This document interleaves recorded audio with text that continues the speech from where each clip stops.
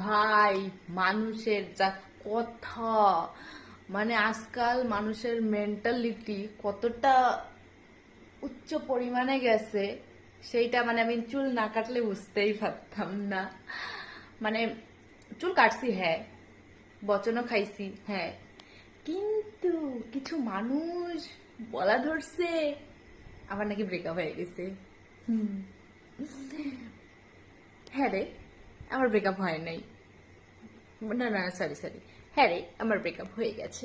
আমি চুলগুলোকে উড়িয়ে দিয়েছি, আমার কি কষ্ট, বুঝলি? বুঝতে পারিস নাই? না বুঝলাম, আমার কিছু করার নাই।